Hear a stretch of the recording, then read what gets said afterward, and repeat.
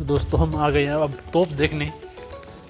एक बजरंग बाण तोप है यहाँ पर और एक है यहाँ पर तोप बनाने का कारखाना। ये है बजरंग बाण तोप। इसके बारे में लिखा, यह तोप अंदर रखी रहती थी और लड़ाई के समय 32 पिलों से खींचकर बुर्ज पर चढ़ाई जाती थी। अष्ट धातु की बनाई इस तोप की नाल पर 2 बड़ी सुंदर मछलियां बनी हैं और इसे खींचने वाली गाड़ियों भी 7 प्रदर्शित है। सन आपका ये है। 2 मछलियाँ हैं जिनकी थे देखो, तो बेद ऊपर 2 मछलियाँ हैं और आ है पूरी तोप। और इन्हें वो गाड़ी है जिसकी पर चढ़ा के ये तोप ने महल के ऊपर चढ़ाता है जी, या मतलब ऊंचाई पर ले जाता है इन्हें। ठीक है। और मोटेर है और इस पर लिख रखे है अमित सोनी, मतलब कोई बहुत जोरदार चीज़ लिखी है मतलब।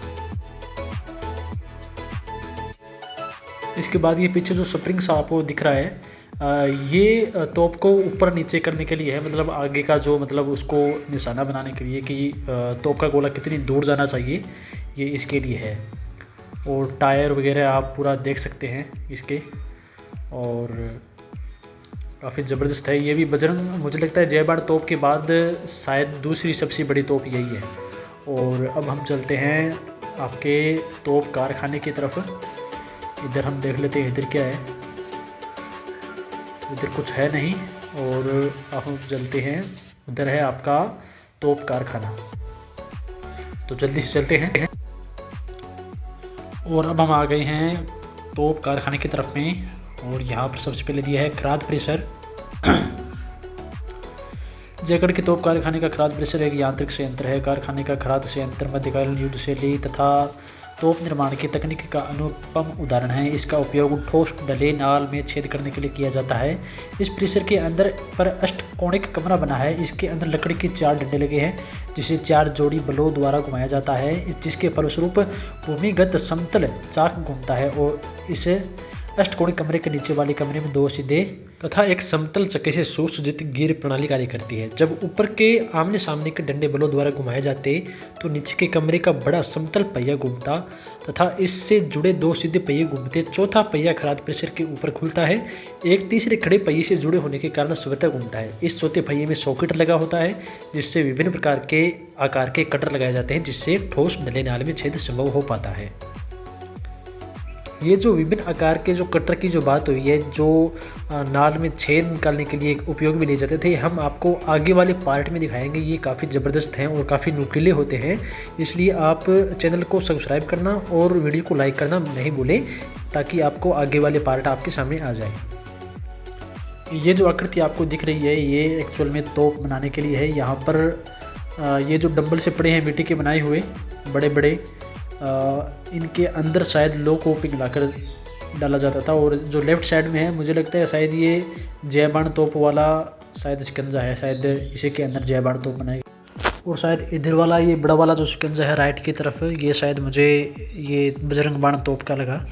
सामने जो घुर्नी दिख रही है, ये आपने पढ़ा था उसी के जैसा है। हम आपको आगे दिखाएंगे किस प्रकार से ये काम करता है। और इधर ये इंग्लिश में भी दिया है। और अब आप देखिए कि इन दोनों को भी देख लीजिए आप अच्छी तरह से। इनके अलग अलग शिकंजे होते थे, छोटी बड़ी तोप के लिए अलग अलग शिकंजे बनाए गए थे। ये मिट्टी के होते हैं। और घुर्नी वाला आप देख सकते होंगे, घुर्नी से जो बीच में जो नाल है ना, ये एक राड सी दिख रही होगी आपको लोहे की, तो उसकी जगह आप जो अभी पढ़ा था आपने, यहाँ पर नुकीले आकार के लोहे के जो एक उपयोग किए जाते थे, जिससे तोप के अंदर मतलब नाल बनाई जाती थी, उसको मतलब खोखला बनाया जाता था।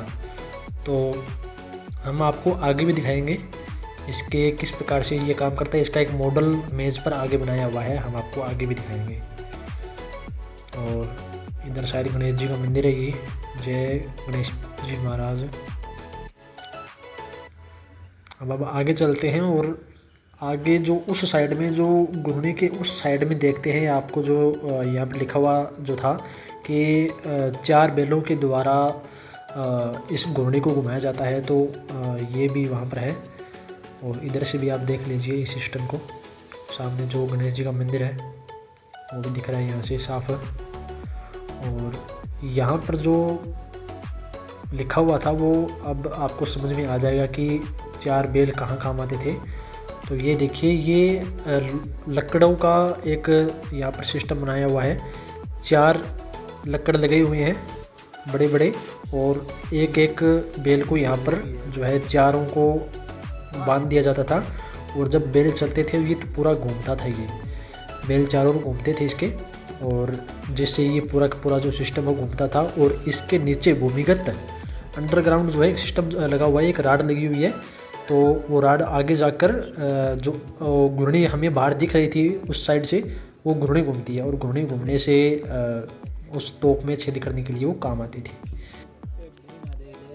इसके नेक्स्ट पार्ट में जब हम एक अगला पार्ट इसका अपलोड करेंगे तो आपको पता चलेगा कि इसका एक मॉडल दिया हुआ है, एक छोटा सा मॉडल एक मेज़ पर ही दिया हुआ है। वो हम आपको समझाएंगे कि कैसे प्रकार से जो है ये कारखाना, ये जो तोप का ये जो बनाने का जो मशीन सा है ये काम करता है।